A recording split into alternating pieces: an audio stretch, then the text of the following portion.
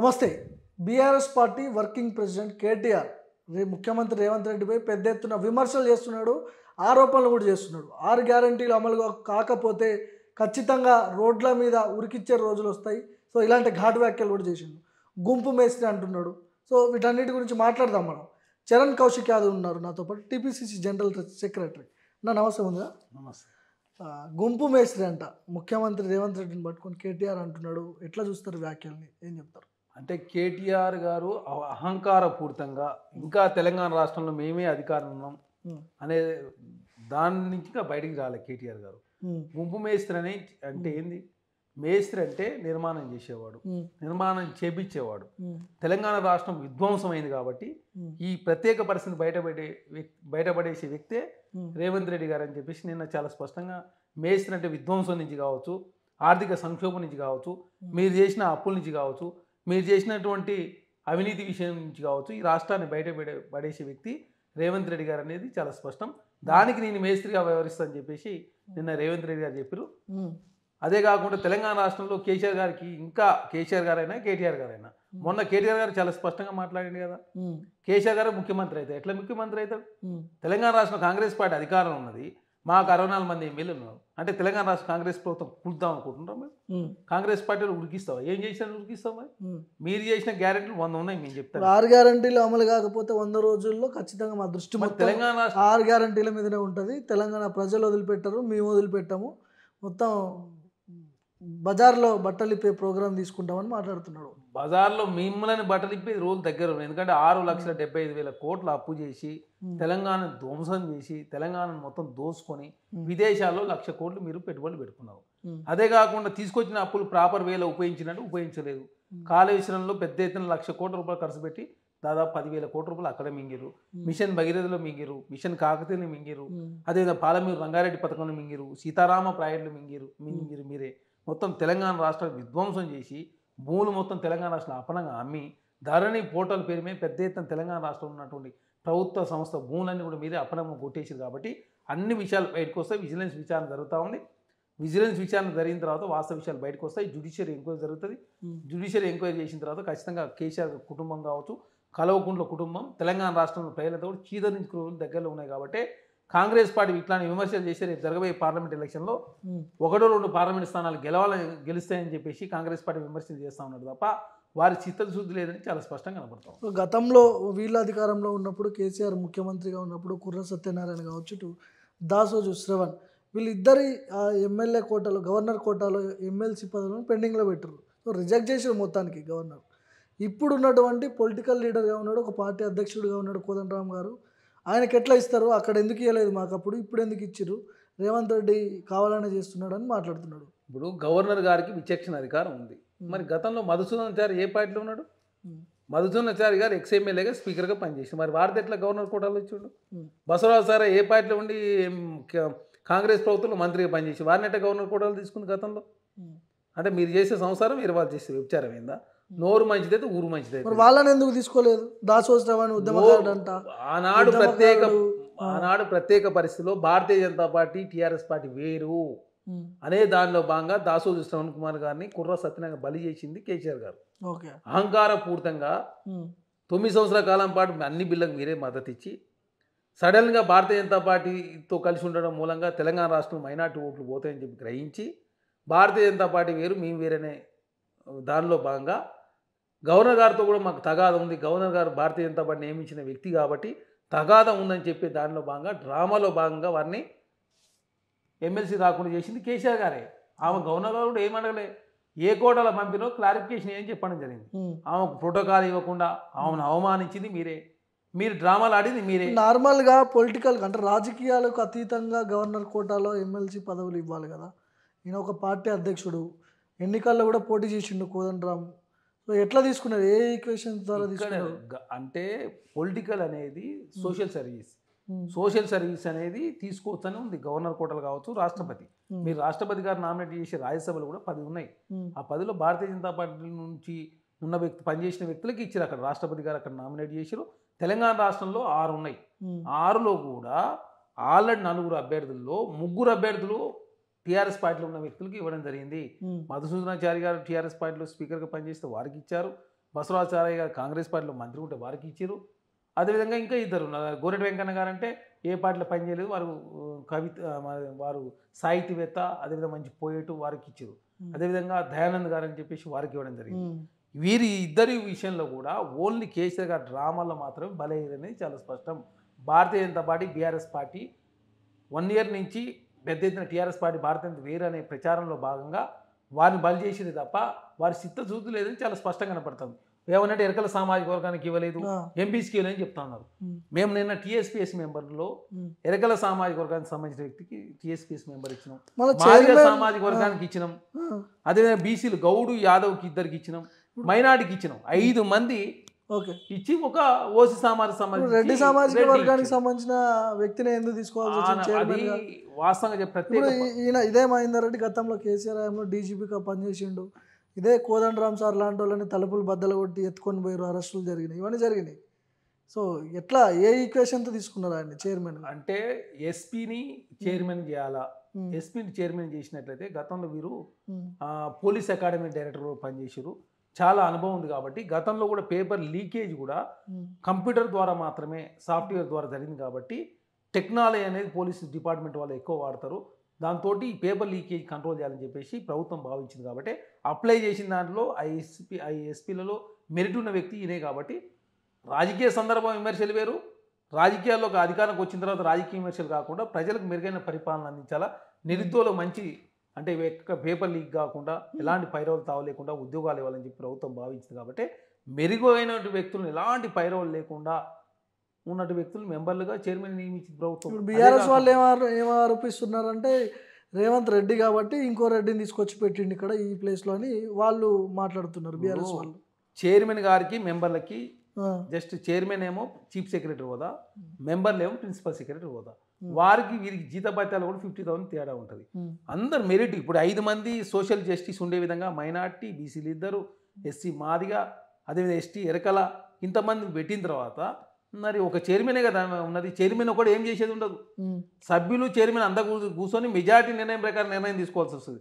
5 మంది వీళ్ళు ఉన్నప్పుడు ఆయన కూడా నిర్ణయం ఇంకొకటి, ఈ 5 మంది 6 మంది కూడా ఎవరు కూడా ఇంటర్వ్యూ బోర్డులు ఇంటర్వ్యూ చేసేవాళ్ళు కాదు, వీళ్ళు ఏదో సిలబస్ రెడీ చేసేవాళ్ళు కాదు, వీళ్ళకి సంబంధం కూడా ఉండదు. వాస్తవం చెప్పాలంటే వీళ్ళకి సంబంధం, ఎలాంటి సంబంధం ఉండదు. అక్కడ పరిస్థితులను బట్టేసి ఆ కమిటీ డెసిషన్ బట్టి మాత్రం నిర్ణయాలు తీసుకుంటారు. కాబట్టి ఎలాంటి అవినీతి జరగదని చెప్పేసి అద్భుతమైనటువంటి వ్యక్తులు సెలెక్ట్ చేసిరని చెప్పేసి నిరుద్యోగులంతా సంతోషపడుతుంటే బీఆర్ఎస్ పార్టీ నాయకులకి ఏంటంటే వాళ్ళు ఉన్నప్పుడు 11 పేపర్ లీక్ అయినాయి, పెద్ద ఎత్తున పేపర్లు అమ్ముకున్నారు, అవినీతి జరిగింది. కాబట్టి కాంగ్రెస్ ప్రభుత్వం మంచి అద్భుతమైన పాలన అందిస్తూ ఉంది, మంచి అధికారులు నియమిస్తూ ఉన్నారని చెప్పేసి కాంగ్రెస్ పార్టీ మీద విమర్శ చేస్తూ ఉన్నారు. చాలా స్పష్టంగా ఈసారైనా మరి కేసీఆర్ హయాంలో లీకులు, గ్రూప్ 2 రద్దులు ఇవన్నీ జరిగినాయి. ఒక్కసారి కూడా గ్రూప్ 2 పరీక్ష నిర్వహించలేదు వాళ్ళు.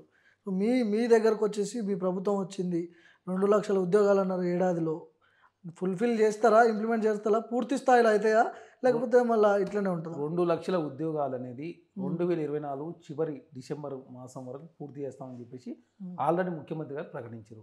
అదే కాకుండా నిన్నటి నుంచి నిన్న నియమించారు, తర్వాత ప్రమాణ స్వీకారం చేసిన తర్వాత తక్షణమే వాళ్ళు రివీల్ చేయడం జరుగుతుంది. అదేవిధంగా సిలబస్ ఫ్రేమ్ చేసుకొని పారదర్శకమైనటువంటి టీఎస్పీఎస్ ఉండాలని చెప్పేసి యూపీఎస్సీ పోయి విజిట్ చేసిన తర్వాత మాత్రమే తెలంగాణ రాష్ట్రంలో నోటిఫికేషన్ వేసి నోటిఫికేషన్లో అప్లై చేసుకున్న వ్యక్తుల్లో ఉన్నట్టు మెరుగైన వ్యక్తులను గుర్తించి ఇంటెలిజెన్స్ రిపోర్ట్ తీసుకున్న తర్వాత మాత్రమే నియమించారు. రేపు కూడా ఖచ్చితంగా ఉద్యోగాల విషయంలో ఎలాంటి పేపర్ లీకేజ్ లేకుండా క్వాలిటీతో ఉన్నటువంటి ఎగ్జామ్స్ నిర్వహించాలని చెప్పి ప్రభుత్వం భావిస్తూ ఉంది. కాబట్టి దానిలో భాగంగా నిర్వహిస్తూ ఉన్నారు. అదే కాకుండా భవిష్యత్తులో కూడా 2 లక్షల ఉద్యోగాలకు సంబంధించి ఈ సంవత్సరమే పూర్తి చేస్తామని చెప్పి ముఖ్యమంత్రి గారు ప్రకటించారు. దానికి కాంగ్రెస్ ప్రభుత్వం కట్టుబడి ఉంది. రేవంత్ ఏక్నాథ్ షిండే అంటున్నాడు, కేటీఆర్ ఏక్నాథ్ షిండే అంట, ఉన్న ఎమ్మెల్యేలందరినీ తీసుకొని బీజేపీలో పోయినా ఆశ్చర్యం లేదన్నట్టు మాట్లాడుతున్నాడు. అంటే డైరెక్ట్గా చెప్పలే కానీ ఇండికేషన్స్ అవే కనిపిస్తూ ఉన్నాయి ఇక్కడ. ఏక్నాథ్ షిండే అంటే ఎట్లా చూడొచ్చు దీన్ని? ఏక్నాథ్ షిండే అనేది బీఆర్ఎస్లో పుట్టబోతా ఉన్నాడు. దానిలో భాగంగా ఆల్రెడీ హరీష్ రావా, మరి హరీష్ రావు గారు ఏక్నాథ్ షిండే ఏది హరీష్ రావు గారు కదా, హరీష్ రావు గారు ఏక్నాథ్ షిండే అవుతా ఉన్నాడు. కాకపోతే బీఆర్ఎస్ పార్టీ 2గా చీల్చి వారే ప్రతిపక్షం 2గా చీలిపోయే అవకాశం బీఆర్ఎస్ పార్టీ ఉంది. ఆఫ్టర్ పార్లమెంట్ ఎలక్షన్లో బీఆర్ఎస్ పార్టీ 2గా చీలిపోతా ఉంది. సింగిల్ డిజిట్కే పరిమితం అవుతుంది బీఆర్ఎస్ పార్టీ. ఎందుకంటే 2019 ఎలక్షన్లు వేరు, 2014 ఎలక్షన్ ఎంపీ ఎలక్షన్లు వేరు. 2014 అంటే టీఆర్ఎస్ పార్టీ అప్పుడు ఉద్యమం, కాంగ్రెస్ పార్టీ 10 సంవత్సరాల కాలం అధికారం ఉంది కాబట్టి అప్పుడు కాంగ్రెస్ పార్టీ వ్యతిరేకతతో 14 అధికారానికి వచ్చారు. అప్పుడు దాదాపు 12 పార్లమెంట్ స్థానాలు గెలిచారు. తర్వాత 2019లో జరిగిన పార్లమెంట్ ఎలక్షన్లో కేసీఆర్ గారు ఇక్కడ అధికారంలో ఉన్నాడు, కాంగ్రెస్ పార్టీ ఉన్నది, భారతీయ జనతా పార్టీ కేంద్ర అధికారం ఉన్నాడు, ముక్కోన పోటీ జరిగింది. కానీ ఇప్పుడు కేసీఆర్ గారు తెలంగాణ రాష్ట్రంలో అధికారం లేడు, అదేవిధంగా భారతీయ జనతా పార్టీ కేంద్రంలో అధికారం ఉంది. భారతీయ జనతా పార్టీ కాంగ్రెస్ పార్టీ మధ్య పోటీ జరగబోతోంది. బీఆర్ఎస్ పార్టీ నామమాత్రం మిగిలిపోతుంది, సింగిల్ డీట్కే పరిమితం అవుతుంది. ఆఫ్టర్ పార్లమెంట్ ఎలక్షన్ తర్వాత బీఆర్ఎస్ పార్టీ రెండుగా చీలిపోయి అందు నుంచే ఏకనాథ్ షిండే పుడతా ఉన్నాడు. కాబట్టి ఆ పుట్టే వ్యక్తిని అనలేక కాంగ్రెస్ పార్టీని అంటా ఉన్నారు. రేవంత్ రెడ్డి గారికి ఆల్రెడీ ముఖ్యమంత్రి, కాంగ్రెస్ పార్టీ అధ్యక్షులు, ఆయనకి ఏమవసరం బీజేపీ పోవాల్సిన అవసరం ఏమవసరం? కాంగ్రెస్ పార్టీలో వారు వర్కింగ్ ప్రెసిడెంట్ చేసిండు, వారే కాంగ్రెస్ పార్టీని అధికారం తీసుకొచ్చి వారు ముఖ్యమంత్రి కొనసాగుతూ ఉన్నారు. తెలంగాణ రాష్ట్రంలో 12 మంది మంత్రులు, చాలా అనుభవం ఉన్నటువంటి మంత్రులు ఉన్నారు. తెలంగాణ రాష్ట్రంలో ఆర్థిక సంక్షోభం నుంచి బయటపడేది మేమే అని చెప్పేసి వాళ్ళు మంచిగా పెద్ద ఎత్తున రోజు 18 గంటలు కష్టపడతా ఉన్నారు. ఇప్పుడు కాంగ్రెస్ పార్టీలో చాలామంది ఎమ్మెల్యేలు వస్తానికి రెడీ ఉన్నారు. తను మరి కాంగ్రెస్ పార్టీకి వస్తాను రెడీ ఉన్నప్పుడు ఎందుకు భారతీయ జనతా పార్టీ పోతాడు అంటే, బీఆర్ఎస్ పార్టీ రెండుగా చీలిపోయి అవకాశం ఉంది కాబట్టి ఒక చీలే పాయ మరి ఎడిపోతుందో అర్థం కాక కాంగ్రెస్ పార్టీ మీద కేటీఆర్ గారు ఏకనాథ్ షిండే అని ఇంకోటి అని చెప్పి ప్రచారం చేస్తారు. మీరు ముఖ్యంగా కాంగ్రెస్ పార్టీ బీజేపీ ఒకటే, వాళ్ళు పైన మాత్రమే తిట్టుకుంటారు, పబ్లిక్ ముందు మాత్రమే తిట్టుకుంటారు, లోపల ఇద్దరు ఒకటే. రేవంత్ పోయి అదానితో అలయబలయ చేసుకుంటాడు, ఇవన్నీ జరుగుతున్నాయి. రాహుల్ ఏమో అదానికి వ్యతిరేకంగా మాట్లాడతారు, గతంలో మోడీ తీసుకుపోయే ఆస్తులన్నీ అదాని దగ్గర కట్టబెడుతున్నాడని రాహుల్ మాట్లాడిండు. వీళ్ళంతా ఒకటే బ్యాచ్ అన్నట్టుగా మాట్లాడుతున్నారు కేటీఆర్. ఇప్పుడు 9 సంవత్సరాల కాలం పాటు భారతీయ జనతా పార్టీ తెచ్చిన బిల్లులు అన్నిటికీ మద్దతు ఇచ్చింది టీఆర్ఎస్ పార్టీ. త్రిపుల్ తలాక్ కావచ్చు, 370D కావచ్చు, రాష్ట్రపతి కావచ్చు, ఉపరాష్ట్రపతి కావచ్చు, రాజ్యసభ వైస్ చైర్మన్ కావచ్చు, రైతు నల్ల చట్టాలు కావచ్చు, డిమానిటేషన్ కావచ్చు, త్రిపుల్ తలాక్ బిల్లు కావచ్చు, అన్నిటికీ మద్దతు ఇచ్చింది టీఆర్ఎస్ పార్టీ కదా. తెలంగాణ రాష్ట్రంలో డబుల్ ఇంజన్ సర్కార్ అప్పుడు ఉంది కదా, కేంద్రంలో భారతీయ జనతా పార్టీ, తెలంగాణ రాష్ట్రంలో కేసీఆర్ గారు 9 సంవత్సరాల కాలం మద్దతు ఇచ్చింది మీరే కదా. మీరు బీఆర్ఎస్ పార్టీ ఒకటి, బీఆర్ఎస్ పార్టీ భారతీయ జనతా పార్టీ ఒకటి చాలా స్పష్టం. కాంగ్రెస్ పార్టీ భారతీయ జనతా పార్టీ తోటి దేశవ్యాప్తంగా మేము కొట్లాడుతూ ఉన్నాం. 53 స్థానాలు మేము కాంగ్రెస్ పార్టీ గెలిచింది జాతీయ స్థాయిలో, 202 స్థానాలు సెకండ్ ఉన్నాం. మేమే దేశంలో రేపు అధికారం రాబోతున్నప్పుడు భారతీయ జనతా పార్టీ కాంగ్రెస్ పార్టీ ఎట్లా ఒకటవుతుంది? భారతీయ జనతా పార్టీ బీఆర్ఎస్ ఒకటవుతుంది చాలా స్పష్టంగా కనపడతా ఉంది. భవిష్యత్తులో బీఆర్ఎస్ పార్టీ 1-2 ఎంపీలు గెలిస్తే బీఆర్ఎస్ పార్టీ భారతీయ జనతా పార్టీకో లేకపోతే ఆనాడు అధికారంలోకి వచ్చిన పార్టీకి తాకట్టు పెట్టి దానిలో భాగంగా 2 ఓట్లు రావాలి. కాబట్టి ఖచ్చితంగా కాంగ్రెస్ పార్టీ నుంచి కాంగ్రెస్ పార్టీ ఇట్లాంటి విమర్శలు చేస్తే కనీసం ఓట్లు వస్తాయని చెప్పి, మినిమం అన్న ఓట్లు వస్తాయి, మినిమంగా సీట్లను గెలవాలన్న ఒకే దురుద్దేశంతో తప్ప వారి చిత్తశుద్ధి లేదని చాలా స్పష్టంగా కనపడతాం. ఓకే, సో లోక్సభ ఎన్నికలకు వచ్చేసరికి ఎట్లా ఉండబోతుంది ఫైట్? ఎవరెవరికి ఉంటుంది? మీకు బీజేపీకి ఫైట్ ఉండబోతుందా? మళ్ళీ కేసీఆర్ బయటకు వస్తున్నాడంట, పులి బయటకు వస్తున్నదంట, జాగ్రత్తగా ఉండాల్సిన అవసరం ఉంది మీరు కూడా. మరి ఎట్లా చూస్తారు దీన్ని? పులి బయటకు వస్తే బోన్లు వేసి బంధిస్తామని చెప్పేసి ఆల్రెడీ ముఖ్యమంత్రి గారు ప్రకటించారు. అయినా పులి జనవాసాలు తిరిగి జనాలు ఎందుకు ఊకుంటారు? దాన్ని బంధించి అడవుల కన్నా పంపాలా, లేకపోతే జూ పార్కులలో బంధించాలా? దానికి రెడీగా ఉన్నాం కాంగ్రెస్ పార్టీగా. అదే కాకుండా అదాని వ్యవహారం ఇలాగ అడిగి నేను దానికి సమాధానం చెప్పలేదు. దానికి కంటిన్యూషన్ ఏంటంటే, అదాని కావచ్చు, అంబానీ కావచ్చు, లేకపోతే కేసీఆర్ గారి కుటుంబం అయినా తెలంగాణ రాష్ట్రంలో చట్టబద్ధంగా వ్యాపారం చేస్తే తెలంగాణ రాష్ట్ర కాంగ్రెస్ ప్రభుత్వంగా మీరు బీఆర్ఎస్ పార్టీ అని చెప్పి మేము అనం. మాది ప్రజాప్రభుత్వం, ప్రజల శ్రేయస్ కోసం, తెలంగాణ బాగోగుల కోసం పార్టీలకు అత్తగా మీరు మంచి వ్యాపారం చేస్తని, చట్టం లోబడి వ్యాపారం చేస్తే మేము ఒప్పుకుంటాం. దానిలో భాగంగా అదాని గారు చట్టాన్ని లోబడి తెలంగాణ రాష్ట్రంలో వ్యాపారం చేస్తానని చెప్పేసి వచ్చింది కాబట్టి మేము ఒప్పుకున్నాం. ఆయన చట్ట విరుద్ధంగా వ్యాపారం తెలంగాణ రాష్ట్రం చేస్తుంటే మేము ఒప్పుకోము. 420 హామీలు అంట కదా మీరు. 420 హామీలు అంటే 420 హామీలు ఇచ్చిన మాట వాస్తవం, దానికి కట్టుబడి ఉన్నాం. మేము ఖచ్చితంగా చేస్తాం. ఆల్రెడీ 2 గ్యారెంటీలు చేస్తా ఉన్నాం. ఈ నెల చివరి వారంలో లేకపోతే ఫస్ట్ వీక్లో ఇంకో 2 గ్యారెంటీలు చేస్తా ఉన్నాం. ఇచ్చిన మాట ప్రకారం కాంగ్రెస్ పార్టీ కట్టుబడి ఉంది. కర్ణాటక రాష్ట్రంలో ఆల్రెడీ నిరుద్యోగ వృత్తి కూడా ఇస్తా ఉన్నారు. కర్ణాటక రాష్ట్రంలో మేము రాజస్థాన్లో గతంలో 500 రూపాయలు సిలిండర్ ఇస్తానని చెప్పి ఇచ్చినాం. హిమాచల్ ప్రదేశ్లో పాత పెన్షన్ ఇస్తానని చెప్పి ఇచ్చినాం. ఛత్తీస్గఢ్లో కూడా గిట్టుబాటు ధర ఇచ్చినాం. తెలంగాణ రాష్ట్రంలో కూడా ఇచ్చిన గ్యారెంటీలు అమలు చేయడానికి సిద్ధంగా ఉన్నాం. కాకపోతే 6,71,000 కోట్ల అప్పు ఉంది కాబట్టి తెలంగాణ రాష్ట్రంలో అప్పు పుడతలేదు. ఈ ఆర్థిక సంక్షోభం నుంచి బయటపడేసేది కాంగ్రెస్ పార్టీ అని చెప్పి ప్రజలంతా నమ్మి మా కోట్లు వేసారు. ఆర్థిక వనరులు ఎక్కడి నుంచి సమకూర్చుకోవాలా, ఖర్చులు ఏ విధంగా తగ్గించుకోవాలని చెప్పేసి మా మంత్రులంతా కూడా 18 గంటలు కష్టపడతా ఉన్నారు, అధికారులు, మంత్రులు, ముఖ్యమంత్రి గారు. కాబట్టి ఈ సంక్షోభం నుంచి బయటపడేసి చెప్పిన గ్యారెంటీలు అన్నీ కూడా అమలు చేసే దానిలో భాగంగా కాంగ్రెస్ ప్రభుత్వం ముందుకు పోతుందని చాలా స్పష్టం. ఒక్క నిమిషం మీకు ఒక బయట వినిపించే ప్రయత్నం చేస్తాను నేను.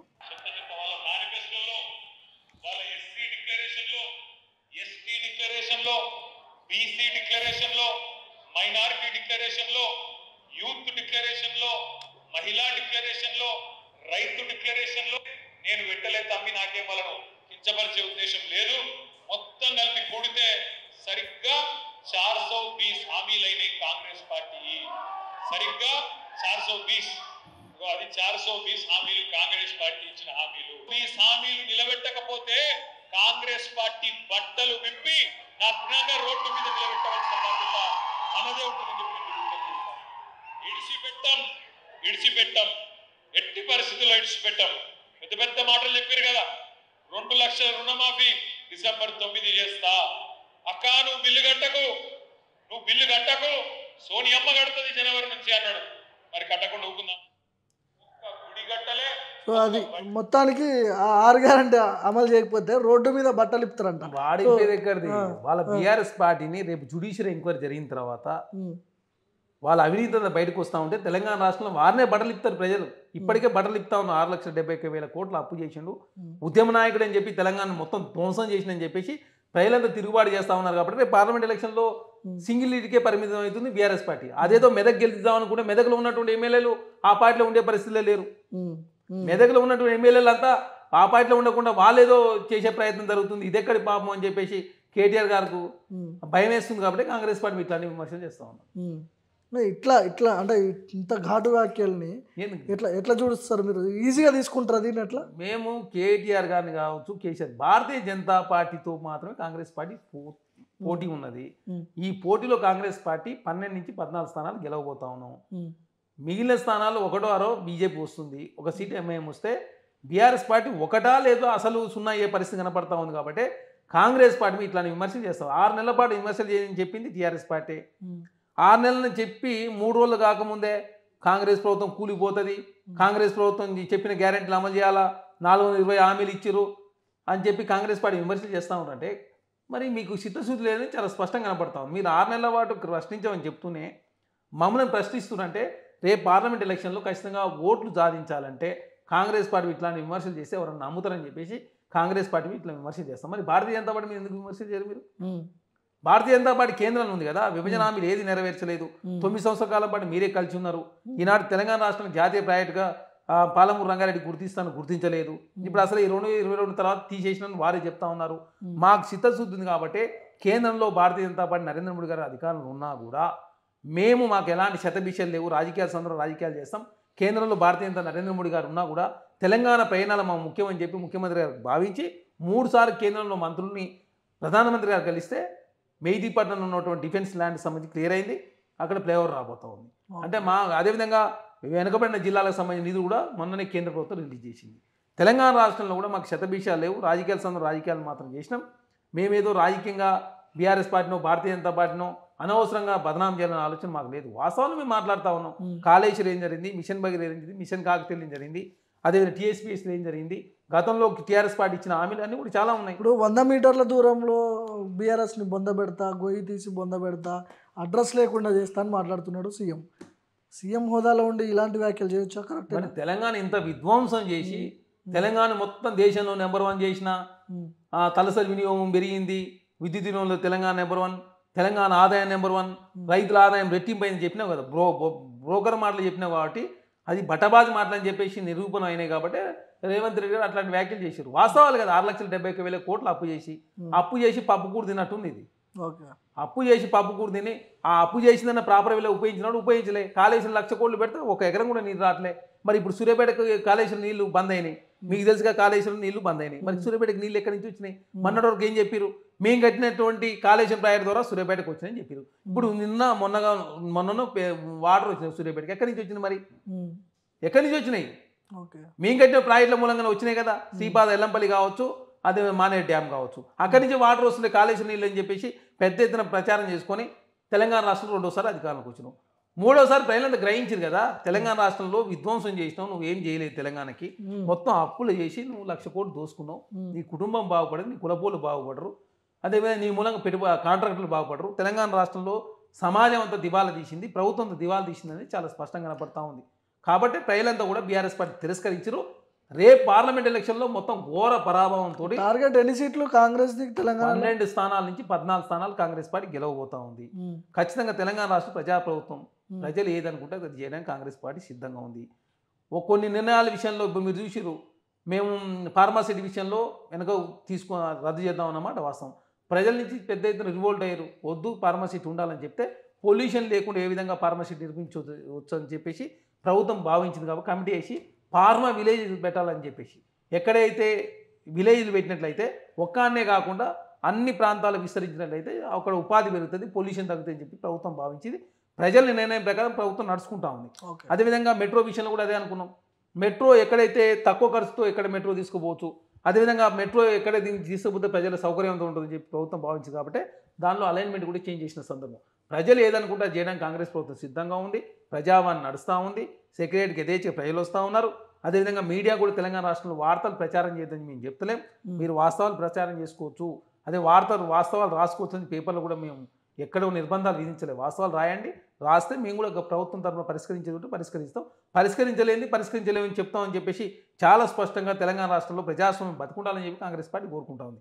దానిలో భాగంగా 3 రోజుల పాటు అసెంబ్లీ జరిగితే ప్రతిపక్షాలకు మంచి టైం ఇచ్చి, ప్రతిపక్షాలు బయటికి పోతుంటే కూడా మీరు కూర్చొని మీరు మాట్లాడుతుంటే మేము వినాలా, మేము చెప్పేదానికి మీకు సమాధానం చెప్పాలా, మీరు అడిగిన మీరు సమాధానం చెప్తాను సిద్ధంగా ఉన్నామని చెప్తే అప్పుడు కూడా అసెంబ్లీలో ఇష్టం వచ్చిన మాట్లాడేది. అంటే తెలంగాణ రాష్ట్రంలో విధ్వంసమైనటువంటి ప్రజాస్వామ్యాన్ని కాపాడే దానిలో భాగంగా కాంగ్రెస్ ప్రభుత్వం ముందుకు పోతా ఉంది. దానిలో భాగంగా నీళ్లు, నిధులు, నియామకాలు, ప్రజాస్వామ్యం, తెలంగాణ అస్తిత్వం ఉండాలని చెప్పి కోరుకుంటా ఉన్నాం.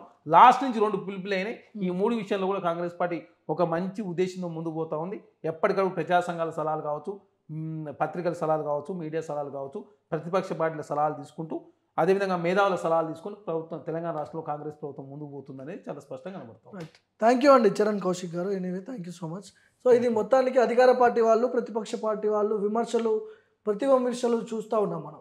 సో కాంగ్రెస్ పార్టీ ముందు ఉన్నటువంటి సవాళ్ళు ముఖ్యంగా 6 గ్యారంటీలు. 6 గ్యారంటీలు 100 రోజుల్లో మొత్తం పూర్తి స్థాయిలో ఇంప్లిమెంట్ చేస్తామని గతంలో నుంచి కూడా చెప్తున్నారు.